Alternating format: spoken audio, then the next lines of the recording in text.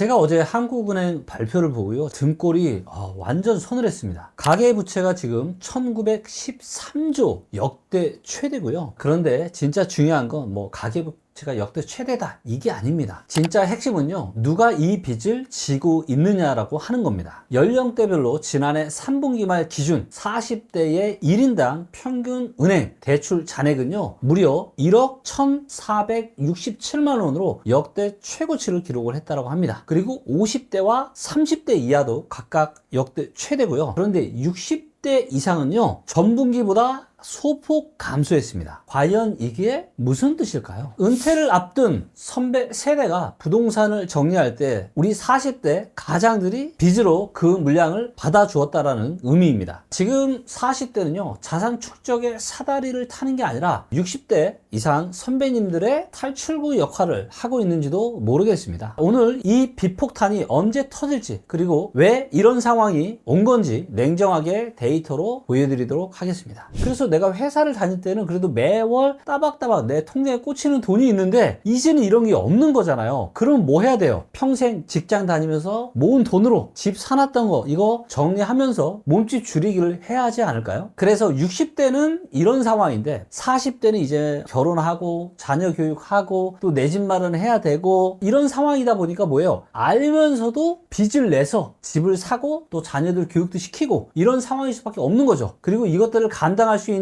매달 통장에 꽂히는 내 월급이 또 있기 때문에 이런 게 가능했던 것 같습니다. 지금 유튜브나 뉴스에 7% 넘었다. 네. 7% 시대가 왔다. 이런 말은 사실은 아닌 거네요. 아직 사실은 아닙니다. 팩트는 아니에요. 제가 네이버에서요 주택 대출 금리로 검색을 해봤습니다. 그러면 이렇게 지금 대출 이자는 이게 나오거든요. 그래서 IM뱅크 옛날 대구은행이죠. 여기는 3.13에서 4.03, 그리고 SCJ리엔 3.13에서 5.14. 근데 K뱅크 같은 경우는 사장님 부동산 담보대출 비싼 거는 10%까지 있네요. 이렇게 다 다른데 일단은 시중에 우리가 1금융권이라고 알고 있는 시중 5대 은행 이 정도는 아직은 그래도 3% 후반 4% 초중반대 대출 금리다 이렇게 보시면 될 것 같고, 일부에서 이야기하는 7% 이런 대출 금리 시대는 아니니까 그 부분은 걱정하지 않으셔도 될 것 같습니다. 하지만 이미 시중은행의 주택담보대출 금리도 이 레인지가 있거든요. 그런데 이 주택담보대출 금리 이 상단이요 지금 6% 중반을 넘어섰고요. 그리고 주택담보대출 중간금리가 얼마냐, 이걸 제가 리치고에 들어가서 한번 보도록 하겠습니다. 빨간 게 주택담보대출 금리거든요. 25년 6월달 하더라도 한 3.5%, 3.7%, 8% 이랬어요. 자, 근데 지금 계속 올라와서 2025년 12월달 기준으로 지금 주택담보대출 금리 평균 금리가 얼마예요? 무려 지금 4.2%입니다. 그래서 이와 관련한 내용을 잠깐 좀 더 살펴보시면 23년부터 이렇게 쭉 내리다가 25년 5월 달에 바닥 찍고 다시 지금 금리가 계속해서 올라가고 있죠. 금리가 다시 올라가고 있는 상황이다. 무리하게 대출을 받아서 집을 사신 분들, 그리고 60대나 이러신 분들은 어때요? 이제 은퇴를 하고 나서 수입은 없고 집은 있는데 주택담보대출은 여전히 갚아야 되고 대출금리는 올라가고 이런 상황이다 보니까 당연히 부채를 정리해야 되지 않겠습니까? 그리고 집도 좀 줄여서 이사를 할 수밖에 없는 이런 상황에 처할 수밖에 없는 거고요. 그런데 여러분들, 제 심장을 완전 덜컥하게 만드는 훨씬 더 중요한 그래프가 있습니다. 국채 금리나 향후에 금리 추이가 어떻게 될지를 우리가 판단을 할 때 한국만 보면 안 되고요. 미국도 봐야 되고 일본도 봐야 됩니다. 미국의 10년물 국채 금리 차트를 보시면 한 3% 후반에서 4% 한 초중반에서 계속 지금 횡보하고 있죠. 아직 내려갈 기미가 전혀 보이질 않고 있어요. 전 세계 자산시장의 유동성을 불어넣었던 우리 엔캐리 자금, 일본이 금리가 너무 싸다 보니까 일본에서 돈을 빌려다가 금리 높은 나라에 그냥 예금만 해도 조금만 투자만 해도 그 이상의 수익이 나니까 일본에서 돈을 빌려다가 전 세계 여기저기 지금 투자를 많이 해놓은 상황인데, 문제는 뭐냐, 제 심장을 덜컥하게 만든 게 뭐예요? 바로 이 차트입니다. 한국과 달리, 미국과 달리 일본은요 2019년 9월 달에 정확하게 마이너스 0.26% 정도에서 바닥을 쳤던 일본의 지금 10년 채권 금리가요 무려 2.149%까지, 이 정도면요 지난 17년 전인 2007년, 2008년보다도 오히려 더 높은 수준이에요. 일본에 이렇게 국채 금리가 올라간다는 건 당연히 일본의 금리가 올라간다는 거고, 이것들은요 이미 일본의 국민들 삶에 엄청난 영향을 미칠 거고 전 세계 자산 시장에도 상당한 지금 영향을 영향을 미칠 수밖에 없는 아주 저는 중요한 인사이트가 담겨 있는 차트라고 생각을 합니다. 그렇기 때문에 앞으로 금리 뭐 다시 내려간다 이런 얘기 믿고 영끌에서 집 사셨다면 진짜 큰일 날 수 있는 겁니다. 앞으로 5년 뒤, 10년 뒤, 아니 20년, 30년 뒤에는요, 우리가 상상하는 것 이상으로 금리가 훨씬 더 올라갈 수 있다는 겁니다. 그런데 금리 낮은 시기에 영끌했다가 지금도 경매가 많이 나오는데 정부가 부양정책 했다라고 해서 이렇게 집을 무리하게 영끌하신 분들은 어떻게 되겠습니까? 그래서요, 이제는 정말로 그렇게 하시면 안 돼요. 지금 40대가 정말 대출이 사상 최대잖아요. 정말 많이 늘었잖아요. 저는 40대가 더 위험하다고 생각합니다. 왜냐면요, 40대는요 시간이 없어요. 일자리 평균 퇴직 연령이 지금 53세거든요. 그러면 40대 초반이라고 해봐야 이제 10년 남은 겁니다. 자, 그런데 빚은 역대 최대란 말이에요. 그런데 앞으로 10년 뒤에는 이제 소득 절벽이 지금 눈앞에 있는 거예요. 그러면 여기서부터 브레이크를 밟아야 되는데 지금의 40대는 그냥 엑셀을 밟아버린 거죠. 일단 나중 일은 나중 일이고 나도 일단 빨리 영끌해서 집 사자 이런 거죠. 지금